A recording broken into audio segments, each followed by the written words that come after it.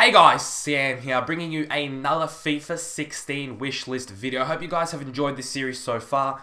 It seems like you guys have, so I'm really happy with that. Today I'm talking to you guys about chemistry. And when you guys saw the title, maybe you thought I was talking about Ultimate Team, but I'm not. I'm talking about career mode. Chemistry is something that has been in career mode a long time ago. Same as like ticket prices and all that I was talking about in another video.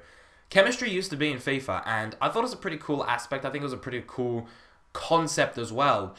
And you would gradually build up your team chemistry based on your performances.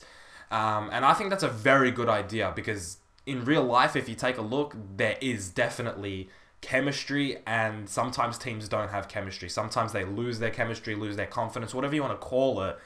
It does happen in real world football. I want to see it in career mode as well. Now, I think there should be a team chemistry, and I also think there should be an individual chemistry for every player. Let's say you're not playing a player very much, their chemistry should fall. So when you put him in the team, your chemistry falls. Now, it wouldn't work the same way as Ultimate Team or whatever. Like, it'd be a bit more flexible. It'd change a bit more. You're not gonna have like a 9 chem and then like a 7 chem, something like that. I'm talking about like maybe even out of a 10 rating, if you're playing a player a lot, if he's scoring a lot, he has a 10 chemistry. You know, that'd be pretty cool. And you don't necessarily have to add up your team chemistry to your individual chemistry to have a team chemistry. It's sort of just, it's sort of separate. So you have your individual chemistry. Okay, you know that player's playing well, but overall your team is playing this well. You know, so it'd be a bit different. You wouldn't be adding it. It would just sort of be two individual things. And what this would do is when you bring in a new player, first of all, when you go to a new team, you could either take a hit to their chemistry, so you could make their chemistry decrease a bit because they enjoyed their last manager, or you could increase their chemistry because they were doing really, really badly and now they have a resurgence. Like, let's say you take over Newcastle United. Let's say they stay in the Premier League this season. Next season, you take over in FIFA 16 Newcastle United. Their chemistry has to go up because Alan Pardew was, lost the locker room, and John Carver never had the locker room. How about that? But if you take over Manchester United or Chelsea, they're going to be like, we liked Van Gaal. We liked Mourinho.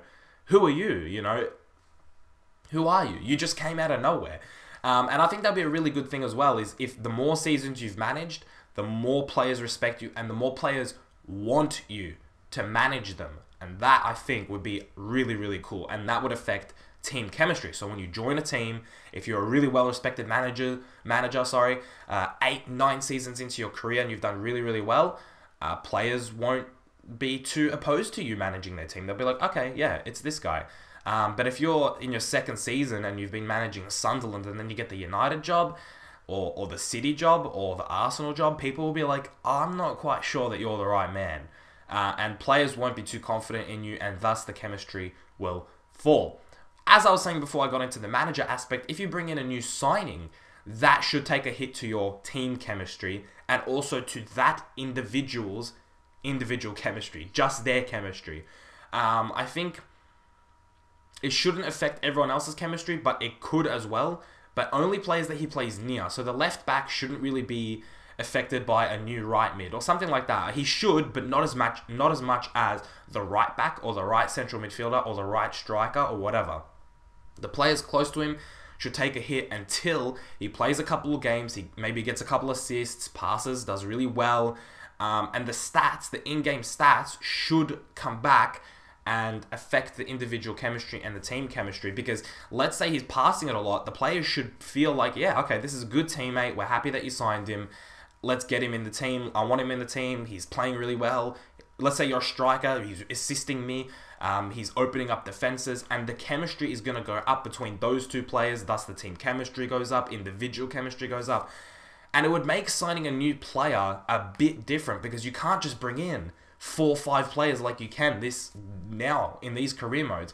You know, I could, with Manchester City, I could buy an entire right side of my team, a really quality, like a Pogba. You could bring in a friggin', I don't know who's a good, Iron Robin. You could bring in Danilo. You could bring in Varane. You could bring in whoever you want to say, Dumbia, and you could build an entire right side of your team, and it would just be like, yeah, okay, you signed them, let's play the season. And that's more fantasy for me. That's not realistic, and for me, it's all about realism.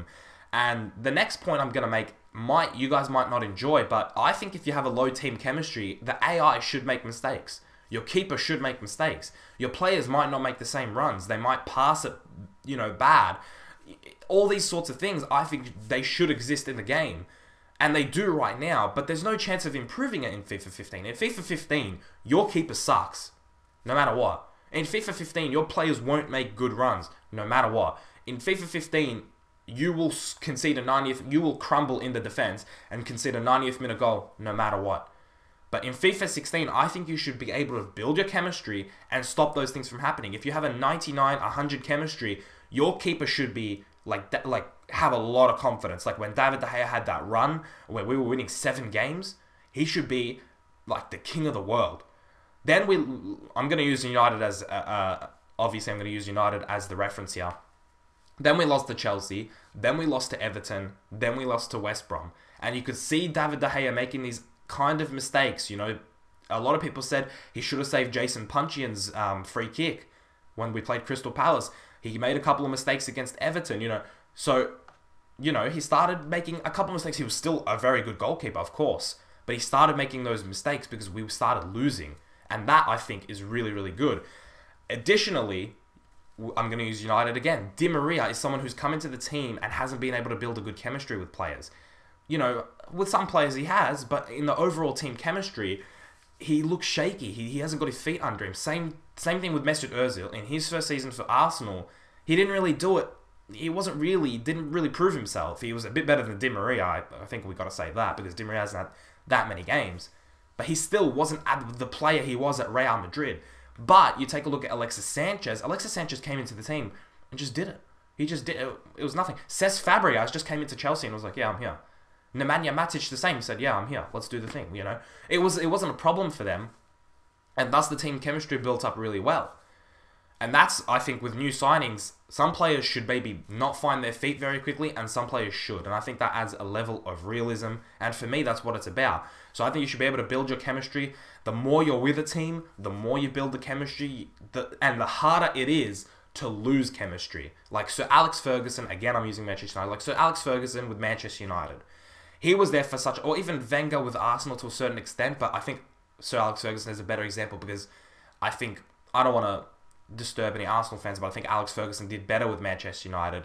And I think to a certain extent, this is going to really upset people, but I think the whole squad and a lot of people around the world respected Ferguson more than Wenger. Like, I think players wanted to play for Ferguson more than they wanted to play for Wenger for a long, long time. So let's say, you have a long career mode with a team. Let's say your favorite team is Tottenham. You do a Tottenham career mode. You've played with Tottenham for 8 years now, 8 seasons, 9 seasons, whatever it is. You bring in players, and it is a lot more difficult to lose chemistry because your players love you so much, because players want to play for you. All these different aspects should tie into team chemistry. And this is probably the longest wishlist video because there's so many different things that tie into chemistry that should be implemented. But I'm going to stop it here. There are probably more things that I could add, and that's why I'm going to turn it over to you guys. If I miss something, I want you guys to talk about it, and we could talk about it in the comments, just you and I could talk about it in the next video, something like that. But I think team chemistry is something that has to exist because in between transfer windows, how boring is career mode sometimes, honestly. Have you noticed how transfer windows are the most entertaining? Because you're buying players and stuff like that. But if during the actual career mode you had to focus on your chemistry and really invest time, it would make it a lot more A, realistic, and B, it would make it a lot more entertaining in between those transfer windows. And for me, I think chemistry has to be something that has to be brought in because we see it in real life all the time. We do. We actually do. You lose the locker room. Look at Alan Pardew in Newcastle United. You lose the locker room. I don't want to say Jurgen Klopp, but to a certain extent, they just lost their chemistry. They lost their confidence, and Borussia Dortmund started playing really badly. And I think that's got to tie into career mode because right now, it's a bit more fantasy than it is realistic for me. It honestly feels like fantasy more than it does like a realistic career mode. So for me, that is the thing that I'm going to focus on today. Let me know what you guys think down below. If you did enjoy, and if you do agree, leave a like, and also let me know in the comments below. I'll see you guys in the next FIFA 16 wishlist video. Keep it real.